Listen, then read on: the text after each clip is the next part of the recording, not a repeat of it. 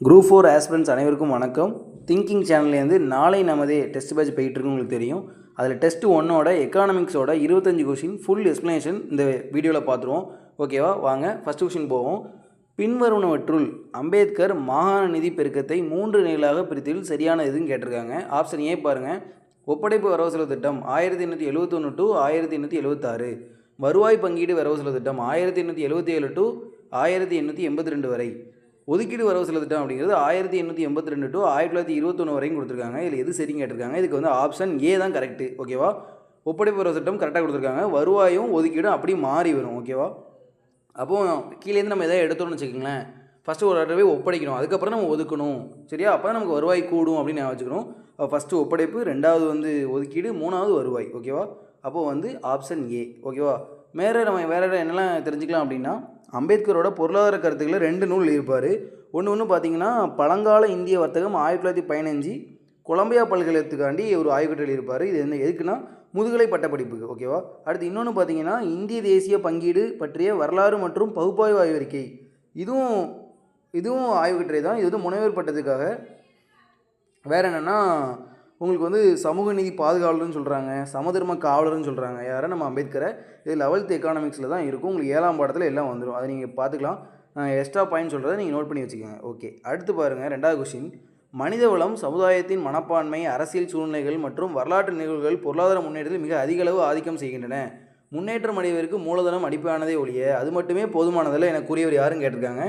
இதுக்கு ஆன்சர் என்ன? ராகனர் நர்க்ஸு. சரியா, நர்க்ஸு அப்படின்னு வச்சுக்கோங்க, ராகனர் நர்க்ஸு. அப்போது இந்த தாமஸ் பிக்கெட்டி ஒரு ஃபேமஸ் கூட்டு சொல்லியிருப்பார். என்ன சொல்லியிருப்பார்னா, மக்கள் தங்கள் வருமானத்தை சூதாடுவதில் செலவழித்தால் அது பொருளாதார முன்னேற்றம் தடைபடும் அப்படின்னு இருப்பார். இது யாருன்னா தாமஸ் பிக்கெட்டி.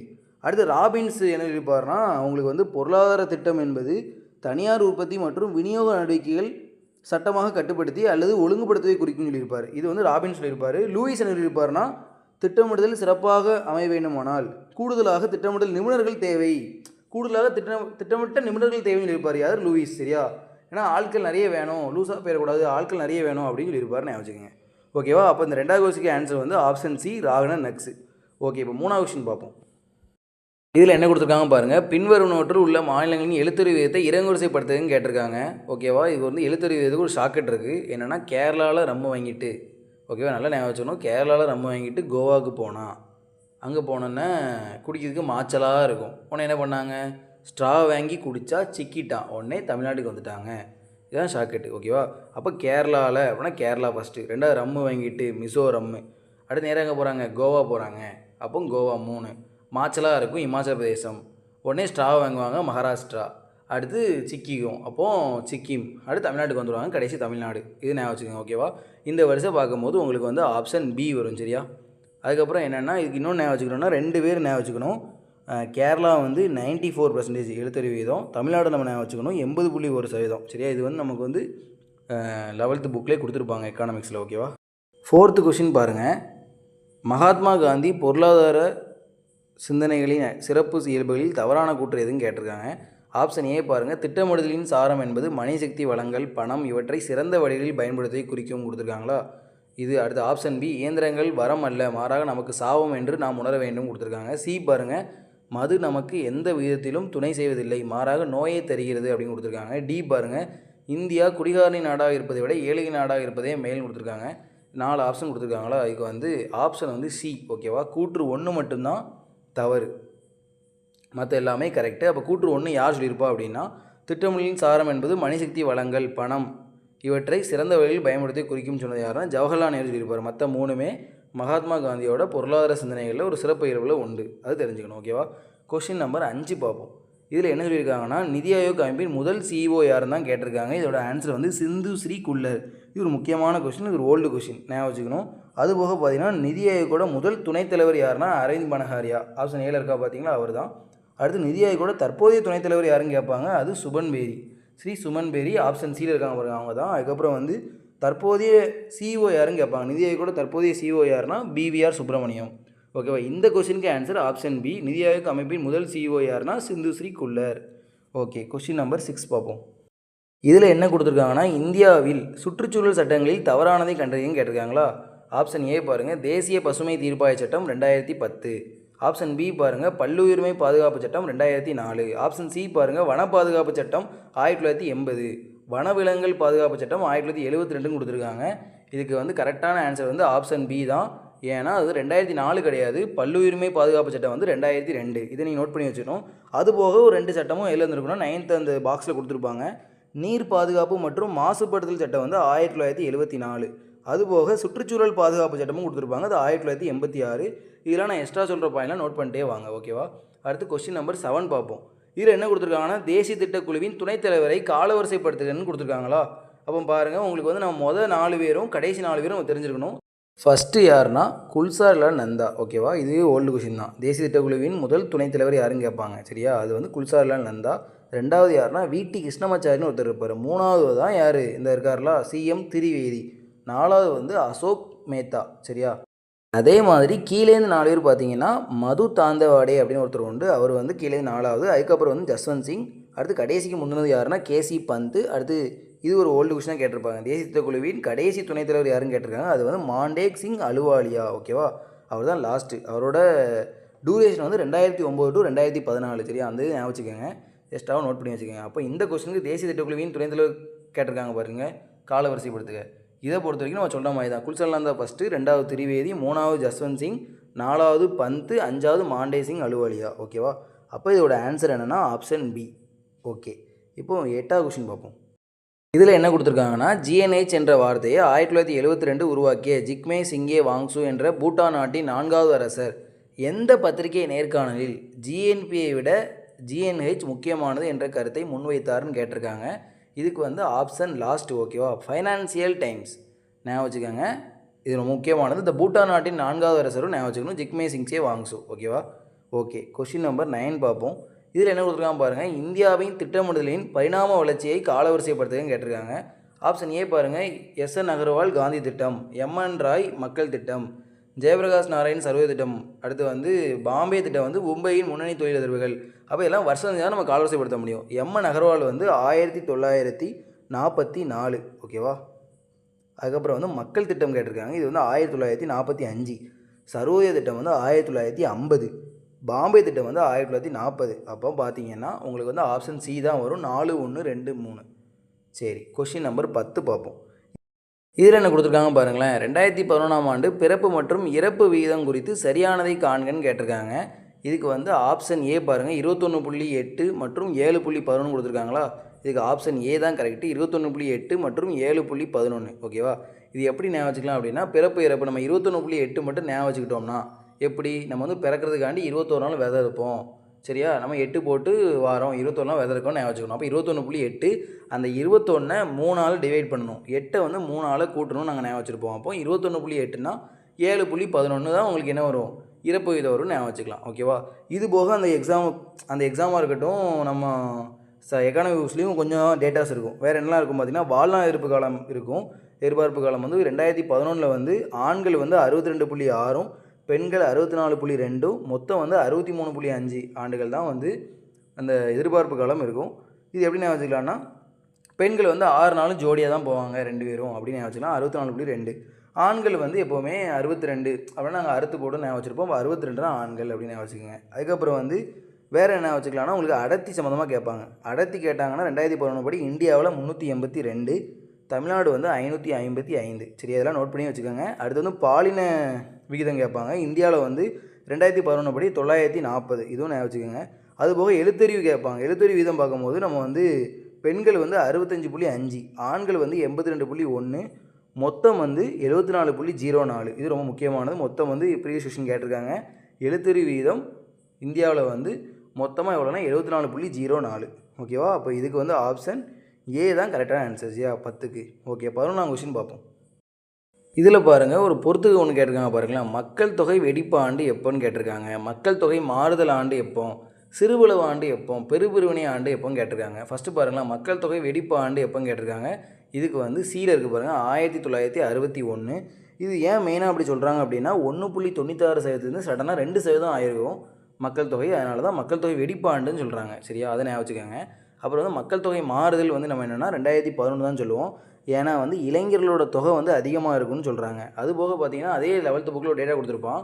232 மில்லியன், அதாவது 18 மேற்காசிய நாடுகளோட உங்களுக்கு மக்கள் தொகையும் நம்மளோட இந்தியாவோட இளைஞரோட மக்கள் தொகையும் சேமாக இருக்கும்னு சொல்லியிருப்பாங்க. அது ஞாபகம் வச்சுக்கோங்க. ஓகே. அடுத்து சிறுபழுவு ஆண்டு 1951. ஏன் சொல்கிறாங்கன்னா சடனாக என்ன ஆயிருக்குன்னா 1.33% டக்குன்னு 1.25% குறைஞ்சிருக்கும். அது ஒரு முக்கியமானது. அதுக்கப்புறம் பெருமிருவினை ஆண்டுன்னு சொல்லுவாங்க. 1911 to 21. இந்த காலத்தில் என்ன நடந்திருக்குன்னா காலரா, பிளேக்கு, இந்த இன்ஃப்ளூயன்ஸா, அதுக்கப்புறம் உங்களுக்கு இந்த பஞ்சம் காரணமாக ஏற்பட்டிருக்கும். இதனால் என்ன ஆயிருக்குன்னா மக்கள் தொகை எதிர்மறையாக குறைஞ்சிருக்கும். இதனால தான் நம்ம என்ன சொல்கிறோன்னா 1921 பெரும் பிரிவினை ஆண்டுன்னு சொல்கிறோம். அது ஞாபகம் வச்சுக்கணும். அப்போ 11க்கு என்ன ஆன்சர்னா பி தான் வரும். ஓகேவா? ஓகே. அப்புறம் 12 பார்ப்போம். இதில் என்ன கொடுத்துருக்காங்கன்னா கூற்று 1ல் பாருங்கள், வளர்ச்சிகளால் வட்டார வேற்றுமையை குறைக்க இந்த தொழில் கொள்கை வலியுறுத்தியது. கூற்று 2 பாருங்கள், அரசாங்கம் குடிசை தொழில் மற்றும் சிறு தொழில்களை ஊக்குவித்து நேரடி மானியம் அளித்ததுன்னு கொடுத்துருக்காங்க. கூற்று 3 பாருங்கள், பெருமளவு உற்பத்தி நிறுவனங்களின் உற்பத்தியை கட்டுப்படுத்த பல்வேறு விதமான வரிகளையும் அரசு விதித்தது. இந்த கூற்றுக்குரிய தொழில்களை என்னன்னு கேட்டிருக்காங்க. இதுக்கு என்னதான் ஆப்ஷன் பி 1956 தான் கரெக்ட். ஓகேவா? அப்போ 1948 சம்மந்தமாக உங்களுக்கு எதாவது கேட்டாங்கன்னா அது எப்படி கேட்பாங்கன்னா அதில் 4 தொழில் இருக்கும். அது என்ன மாதிரிலாம் உங்களுக்கு பொதுத்துறை, பொது மற்றும் தனியார் துறை, அடுத்து கட்டுப்படுத்தப்பட்ட தனியார் துறை, தனியார் மற்றும் கூட்டுறவு நிறுவனங்கள், இதெல்லாம் சேர்ந்து 1948 கேட்க வாய்ப்பு இருக்குது. 4 தொழில்கள் இருக்கும், ஞாபகம் வச்சுக்கோங்க. அப்போ 1956 தொழில்கள் இருந்துச்சு. 17 தொழில்கள் மத்திய அரசும் 12 தொழில்கள் மாநில அரசும் இருக்கும். அது ஞாபகம் வச்சுக்கணும். ஓகேவா? மறந்துடாங்க. அடுத்து 3ஆம் பிரிவும் இருக்கும். இந்த 2ல் அடங்காது 3ஆவது பிரிவில் இருக்குன்னு கொடுத்துருப்பாங்க. அதுபோக தொழில் கொள்கை எந்தெந்த வருஷம்லாம் இருக்குன்னு கேட்பாங்க. 1948, 56, 77, 80, 90, 91. இந்த 6 டைம் தொழில் கொள்கைலாம் இருந்துச்சு அப்படின்னு ஞாபகம் வச்சுக்கோங்க. ஓகேவா? அப்போ இந்த கொஸ்டினுக்குள்ள ஆன்சர் என்னென்னா ஆப்ஷன் பி 12 1956. ஓகே. கொஸ்டின் 13 பார்ப்போம். என்ன சொல்லியிருக்காங்க பாருங்கள், திட்டக்குழுவுக்கு மாற்றாக ஜனவரி 1, 2015 யாருடைய தீர்மானத்தின்படி நிதி ஆயோக் அமைக்கப்பட்டதுன்னு கேட்டிருக்காங்க. இதுக்கு ஆப்ஷன் லாஸ்ட்டு அமைச்சரவை குழு. இதுவும் ப்ரீவியஸ் விஷயம் தான், ஞாபகம் வச்சுக்கோண்ணே. வேறு என்ன சொல்லலாம் திட்டக்குழு பற்றி அப்படின்னா, நம்ம தெரியும் கேசி நியோகி அப்படிங்கிறவரை தலைமையாக வச்சுருப்பாங்க. திட்ட வாரியம் அவங்களோட தலைமையில் தான் திட்டக்குழு அமைப்பாங்க. ஓகேவா? வேறு என்னென்னா திட்டக்குழுவோட பதவி வலை தலைவர் யாராக தான் இருப்பாங்க, பிரதமராக தான் இருப்பாங்க. இது ஞாபகம் வச்சுக்கணும். திட்டக்குழு எப்போ அமைச்சதுன்னு கேட்பாங்க, 1950 மார்ச் 15. ஓகேவா? வேறு எப்படி கேட்பாங்க, திட்டக்குழு எப்படிலாம் அழைக்கப்படுதுன்னு கேட்கலாம். சூப்பர் கேபினெட்டு, பொருளாதார கேபினெட்டு, இணை கேபினெட்டு அப்படிலாம் சொல்லுவாங்க. இதெல்லாம் நம்ம எக்ஸ்ட்ரா ஞாபகம் வச்சுக்கணும். ஓகேவா? ஓகே. கொஸ்டின் நம்பர் 14 பார்ப்போம். இதில் என்ன கொடுத்துருக்காங்க பாருங்கள். கூற்று 1 பாருங்கள், இந்தியா எஃகு உற்பத்தியில் உலக அளவில் 5வது இடத்தில் உள்ளதுன்னு கொடுத்துருக்காங்க கூற்று 1ல். கூற்று 2 பாருங்கள், உலகில் காகித தொழிற்சாலைகள் பட்டியலில் இந்தியா 10வது இடத்தில் உள்ளதுன்னு கொடுத்துருக்காங்க. கூற்று 3 பாருங்கள், உலக அளவில் இந்தியா கச்சா சேனல் உற்பத்தியிலும் சேனல் பொருட்கள் தயாரிப்பிலும் 2ஆம் இடத்தில் உள்ளதுன்னு கொடுத்துருக்காங்க. கூற்று 4 பாருங்கள், இந்தியா சணல் பொருட்கள் ஏற்றுமதியில் முதலிடத்தில் உள்ளதுன்னு கொடுத்துருக்காங்க. தவறானதுன்னு கேட்டிருக்காங்க. இதுக்கு ஆப்ஷன் லாஸ்ட்டு தான் ஆன்சர். சரியா? எல்லாமே தப்பு. என்னென்னு பார்த்துருவோம். ஃபஸ்ட்டு ஆன்சர் பாருங்கள், இந்தியா எக் உற்பத்தியில் உலக அளவில் 8வது இடத்தில் உள்ளது. சரியா? ஒரு முட்டையை வைங்க, எக்குன்னா முட்டை நமக்கு இப்படி ஞாபகம், இங்கிலீஷில் எக்கு மாதிரி ஞாபகம், அப்போ 8 அப்படின்னு ஞாபகம். 2 முட்டையை வைப்போம், 8 மாதிரி தெரியுமா, அப்போ 8 ஞாபகம் வச்சுக்கலாம். உலக காகித தொழிற்சாலை பட்டியல் எத்தனை இருக்குன்னா 15வது இடத்துல. சரியா? யார்கிட்டயா நம்ம ஒருத்தங்களுக்கு நம்ம பதிரமாக எழுதி கொடுப்போம். இதில் காகிதத்தில் எழுதி கொடுத்தா பதிரமாக எழுதி கொடுப்போம் 15. அப்போ 2வது 15 வச்சுக்கோங்க. 3வது எப்போவுமே தயாரிக்கல நம்ம தான் ஃபஸ்ட்டு இருப்போம், 2வது கிடையாது. அப்போ சேனல் பொருட்கள் தயாரிப்பிலும் சேனல் உற்பத்திலையும் சரி நம்ம ஃபஸ்ட் இடத்துல இருப்போம். சரியா? 2வது இடம் தப்பாக கொடுத்துருக்காங்க, அது தப்பு. 4வது ஏற்றுமையில் ஏறும் போது எப்பவுமே நம்ம 2வது தான் ஏறுவோம்னு ஞாபகம் வச்சுக்கோங்க. சரியா? அப்போ முதலிடத்தில் கிடையாது, 2வது இடத்துல தான் இருக்கும். சேனல் பொருட்கள் ஏற்றுமையில் 2வது இடத்துல இருக்கும். அப்போ தவறான எல்லாமே தவறானது. 14 ஆப்ஷன் லாஸ்ட். ஓகே. 15ஆம் கொஸ்டின் பார்ப்போம். இதில் என்ன கொடுத்துருக்காங்கன்னா, சட்டங்கள் எந்த திட்டத்தில் தொடங்கப்பட்டது அதன் அடிப்படையில் பொறுத்ததுன்னு கொடுத்துருக்காங்க. ஃபஸ்ட்டு தானியங்களை பாதுகாப்பும் திட்டம் 7ஆம் ஐந்தாண்டு திட்டமா, 20 அம்ச திட்டம் 3ஆம் ஐந்தாண்டு திட்டமா, ஜவஹர் ரோஜ்கர் யோஜனா 1ஆம் ஐந்தாண்டு திட்டம், சமுதாய முன்னேற்ற திட்டம் 5ஆம் ஐந்தாண்டு திட்டம் கொடுத்துருக்காங்க. ஃபஸ்ட் இதோட வருஷம்லாம் நம்ம தெரிஞ்சால் தான் நம்ம கனெக்ட் பண்ண முடியும். தானியங்களை பாதுகாப்பு திட்டம் 1965. சரியா? அப்போ அது இதில் வரும் அப்படின்னா நமக்கு 3ஆம் ஐந்தாண்டு வரும். அப்போ ஆப்ஷன் 2. ஓகே. அடுத்து 20 அம்ச திட்டம் 1975. சரியா? அது 5ஆம் ஆண்டு திட்டம். அடுத்து ஜவஹர் ரோஜ்கர் யோஜனா திட்டம் நமக்கு 7ஆம் ஐந்தாண்டு திட்டம். அது வருஷம் எப்படின்னா 1989. சமுதாய முன்னேற்ற திட்டம் எப்போன்னு கேட்பாங்க, அது 1952. ஓகேவா? குடும்ப கட்டுப்பாடு திட்டமும் 1952 தான். இதெல்லாம் நம்ம தெரிஞ்சு நம்ம மேட்ச் பண்ணிக்கலாம். வேறு பார்த்திங்கன்னா இப்போ ஆப்ஷன் சி 15 ஆப்ஷன் சி. அது போக நமக்கு இந்த மாதிரி கேட்பாங்க, அது கொஞ்சம் பேசிக்காக கேட்பாங்க. இன்னும் நம்ம தெளிவாக இந்த 5ஆம் திட்டம் வச்சு தெளிவாக ஒரு வீடியோ கொடுப்போம். சரியா? ஓகேவா? அது பிரச்சனை வேண்டாம். இப்போ முதல் 5ஆம் திட்டம் என்ன வரும்னா உங்களுக்கு ஹரோடோமர் மாதிரி வரும். சரியா? 2 மகல்நோபிஸ் மாதிரி வரும். 3 சக்கரவர்த்தி வரும்.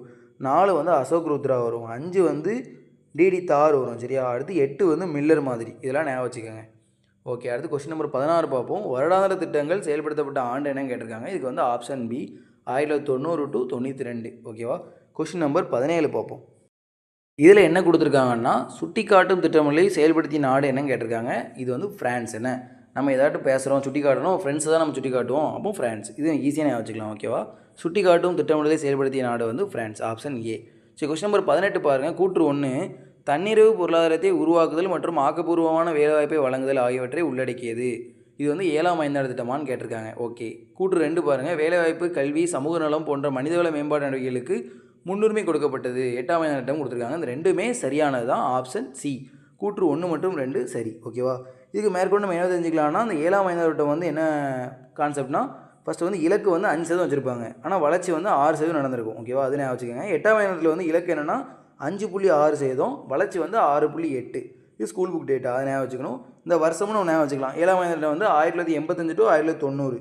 சரி, 8ஆம் ஐந்தாண்டில் வந்து 1992 டு 2007. சரி, அது நல்ல முக்கியமான கொஷின். ஓகே, அப்போ 18க்கு ஆன்சர் என்னென்னா ஆப்ஷன் சி. கூற்று 1 மற்றும் 2 ரெண்டுமே சரி தான். ஓகேவா? கொஷின் நம்பர் 19 பார்ப்போம். இதில் என்ன கொடுத்துருக்காங்கன்னா, எந்த குழு சூப்பர் கேபினெட், பொருளாதார கேபினெட், இணை கேபினெட் என்று அழைக்கப்பட்டுன்னு கொடுத்துருக்காங்க. நம்ம எக்ஸ்பிளேஷன்லேயும் பார்த்தோம். இதுக்கு ஆன்சர் வந்து ஆப்ஷன் ஏ, திட்டக்குழு. ஓகேவா? மறந்துடாதீங்க. அடுத்து 20 பாருங்கள். எத்தனை இணைகள் சரின்னு கேட்டிருக்காங்க. ஏ பாருங்கள், வியூக திட்டமிடல் அப்படின்னு கேட்டிருக்காங்களா. வியூகம்னா நம்ம ரொம்ப நாளாக வியூகம் பண்ணியிருப்போம். அப்போ இதுக்கு என்னவாக இருக்கும்? 10 ஆண்டுகளுக்கு மேல் வரை அப்படின்னு வச்சுக்கோங்க. தந்திரமான திட்டமிடல் அப்படின்னா என்ன வரும் உங்களுக்கு? 3 டு 7 ஆண்டுகள் தந்திரமான திட்டமிடல். செயல்பாட்டு திட்டமிடல் அப்படிங்கிறது 1 ஆண்டு வரை. ஓகேவா? அப்போ எத்தனை இணைகள் சரிங்க இருக்காங்க? எல்லாமே தவறு. அப்போ ஆப்ஷன் லாஸ்ட், எதுவும் இல்லை. ஏன்னா எதுவுமே கரெக்ட் இல்லைல்ல. அப்போ ஆப்ஷன் லாஸ்ட், எதுவும் இல்லை. ஓகே. கொஸ்டின் நம்பர் 21 பார்ப்போம். இதில் என்ன கொடுத்துருக்காங்கன்னா, திட்டக்குழுவுக்கு பதிலாக நிதி ஆயோக உருவாக்கும் முடிவை இந்திய அரசு எப்போ எடுத்துன்னு கேட்டிருக்காங்க. இது வந்து நம்ம ஸ்கூல் புக்லேயே இருக்கும், 12th புக்கில் இருக்கும். ஓகேவா? 12th புக்கில் இந்த பொருளாதார திட்டமிடல் அப்படிங்கிற புத்தகத்தில் இருக்கும். Option C, August 13, 2014. ஓகேவா? அடுத்து கொஸ்டின் நம்பர் 22 பார்ப்போம்.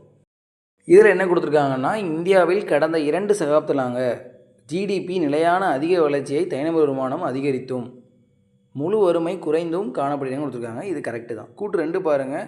12 ஆண்டுகளில் தனிநபர் வருமானம் 2 மடங்காக குறைந்துள்ளது. இந்தியா தனிநபர் வருமானத்தில் குறைந்த வருவாய் நாடுகளில் பிரிவில் இடம்பெற்றுள்ளதுன்னு கொடுத்துருக்காங்க. இது தவறு. ஏன்னா கடந்த 12 ஆண்டுகளில் தனிநபர் வருமானம் 2 மடங்காக அதிகரிச்சிருக்கும். அதுவும் ஒரு தப்பாக கொடுத்துருக்காங்க. இந்தியா தனிநபர் வருமானத்தில் குறைந்த வருவாய் நாடுகளில் இல்லை, நடுத்தர வருவாய் நாடுகளில் தான் இருக்குது. சரியா? அப்போது இது 2 பாயிண்ட்டுமே ஒரே இதில் தப்பு கொடுத்துருக்காங்க. அப்போ கூற்று 1 மட்டும் தான் சரி. இது ஆப்ஷன் ஏ. 22 ஆப்ஷன் ஏ ஞாபகம் வச்சுக்கணும். ஓகேவா? ஓகே. கொஸ்டின் நம்பர் 23 பார்ப்போம். இதில் என்ன கொடுத்துருக்காங்கன்னா, திட்டக்குழுவில் சிஇஓவை நியமிப்பவர் பிரதமர் ஆவார்னு கொடுத்துருக்காங்க. இது கரெக்டு தான். ஓகேவா? கூற்று 2 பாருங்கள். திட்டக்குழுவில் மாநிலங்களின் பங்களிப்பு இல்லை, இங்கு மண்டல குழுக்களை உருவாக்க இயலாதுன்னு கொடுத்துருக்காங்க. இது ரெண்டுமே தவறு. ஏன்னா திட்டக்குழுவில் மாநிலங்கள் பங்களிப்பு உண்டு. ஓகேவா? இங்கே மண்டல குழுக்களை உருவாக்க இயலும். சரியா? ரெண்டுமே கரெக்ட். அடுத்து கூற்று 3 பாருங்கள். கடைசியாக திட்டக்குழுவில் முழு நேர உறுப்பினர்கள் 8 நபர்கள் என்ன கொடுத்துருக்காங்க. கரெக்டு. கடைசி திட்டக்குழு மூடும் போது எத்தனை முழு நேர உறுப்பினர்கள் இருக்காங்க கேட்பாங்க. 8 நபர்கள் இருந்திருப்பாங்க. ஓகேவா? இது ஒரு அவுட் சோர்ஸ் டேட்டா தான். இந்த டேட்டாவும் நம்ம பிடிஎஃப் கொடுத்துருக்கோம், நீங்கள் எடுத்து பார்த்துக்கோங்க. ஓகேவா? தவறானதுன்னு கேட்டிருக்காங்க. ஆப்ஷன் வந்து பி. அப்போது என்னது? 2 மட்டும் தவறு. அப்போ ஆப்ஷன் லாஸ்ட்டு. ஓகேவா? 23க்கு ஆப்ஷன் லாஸ்ட்டு தான் கரெக்ட். ஓகே. கொஸ்டின் நம்பர் 24 பார்ப்போம். இதில் என்ன கொடுத்துருக்காங்கன்னா, தேசிய வளர்ச்சி குழு எந்த 5ஆண்டு திட்டத்தின் அடிப்படையில் உருவாக்கப்பட்டது மற்றும் அதோட ஆண்டு கொடுத்துருக்காங்க. இது வந்து உங்களுக்கான கேள்வி. சரியா? இந்த கொஸ்டினை வந்து ஃபுல்லாக பார்த்து யார் இந்த எக்ஸ்பிளேஷன் பார்த்துருக்கீங்களோ அவங்க வந்து இந்த ஆன்சரை வந்து நீங்கள் கண்டிப்பாக கமெண்டில் பண்ணுங்கள். அப்போ தான் நீங்கள் எந்தளவுக்கு இன்ட்ரெஸ்ட்டாக நீங்கள் பார்க்கிங்களா, இந்த எக்ஸ்பிளேஷன்லாம் உங்களை போய் சேர்ந்துருக்கான்னு நாங்கள் பார்க்க முடியும். இந்த 24வது கொஸ்டின் உங்களுக்காண்டி கொஸ்டின். யார் பார்த்தாலும் சரி எல்லாருமே கமெண்ட் பண்ணுங்கள். ஓகே. கொஸ்டின் நம்பர் 25 போவோம். நிதி ஆயோக்கின் அமைப்பை பற்றி பின்வருவனவற்றுள் சரியானதை கண்டறியுன்னு கேட்டிருக்காங்க. பாருங்கள். கூற்று 1 பாருங்கள். தலைமை நிர்வாக அதிகாரி பிரதமரால் நியமிக்கப்படுகிறார். 5 முழு நேர உறுப்பினர்கள் நியமிக்கப்படுகிறார்கள் கொடுத்துருக்காங்களா நிதி ஆயோக்கில். கரெக்டான ஆன்சருங்க. இது ரொம்ப முக்கியமானது. இது அவுட் சோர்ஸ் டேட்டா. சரியா? இது கரெக்டு. அடுத்து கூற்று 2 பாருங்கள். அதிகபட்சம் 4 உறுப்பினர்கள் பகுதி நேர உறுப்பினர்களாக நியமிக்கப்படுகின்றனர். முன்னணி பல்கலைக்கழகங்கள் மற்றும் ஆராய்ச்சி நிறுவனங்களை சேர்ந்தவர்கள் பகுதி நேர உறுப்பினர்களாக நியமிக்கப்படுறாங்க கொடுத்துருக்காங்களா. இது கடைசி பாயிண்ட். அந்த இது கரெக்டு தான். என்னென்னா பல்கலைக்கழகங்கள் மற்றும் ஆராய்ச்சி நிறுவனங்கள் சேர்ந்தவர்கள் தான் பகுதி நேர உறுப்பினர்களாக நியமிக்கப்படுறாங்க. கரெக்டு. ஆனால் 4 பேர் கிடையாது, 2 பேர் தான். அதிகபட்சம் 2 உறுப்பினர்கள் தான் பகுதி நேர உறுப்பினர்களாக நியமிக்கப்படுவாங்க. ஓகேவா? கூற்று 3 பாருங்கள். அதிகபட்சம் 2 உறுப்பினர்கள் அலுவல் சாரா உறுப்பினர்களாக நியமிக்கப்படுறாங்க. மத்திய அமைச்சரவையிலிருந்து மத்திய அமைச்சர்கள் இதன் உறுப்பினர்களாக நியமிக்கப்படாமல் கொடுத்துருக்காங்களா. அந்த கடைசி ஓகே. மத்திய அமைச்சரவையிலிருந்து மத்திய அமைச்சர்கள் இதன் உறுப்பினர்களாக நியமிக்கப்படுறாங்கிறது கரெக்டு தான். ஆனால் அதிகபட்சம் 2 உறுப்பினர்கள் கிடையாது, அதிகபட்சம் 4 உறுப்பினர்கள் அலுவல் சாரா உறுப்பினர்களாக இருப்பாங்க. ஓகேவா? இது ரொம்ப முக்கியமான கொஸ்டின். ஓகேவா? ஓகே. இப்போ வந்து சரியான என்ன கேட்டிருக்காங்க. அப்போ ஆப்ஷன் ஏ மட்டும் தான். சரியா? கூற்று 1 மட்டும் தான் சரி. ஓகே. இப்போ வந்து நம்ம 25 கொஸ்டின் நாளை நமதே டெஸ்ட் 1ஓட எக்கானமிக்ஸ் ஓகே 25 கொஸ்டின் கேட்டிருந்தோம். அதோட ஃபுல் எக்ஸ்ப்ளனேஷன் பார்த்தாச்சு. இது ஏதாட்டும் உங்களுக்கு சந்தேகம் இருந்தாலும் நீங்கள் வந்து கமெண்ட் பாக்ஸில் சொல்லுங்கள். இது வந்து ஃப்ரீ டெஸ்ட்டு தான், நம்ம டெலிகிராமில் போயிட்டுருக்கு. நீங்கள் வந்து அட்டன் பண்ணி ரேங்க் லிஸ்ட் கொடுங்க. அது இப்போது சிவியராக எல்லாருமே பண்ணிகிட்டு இருக்காங்க. நீங்களும் அதை பயனடைங்க. தேங்க்யூ.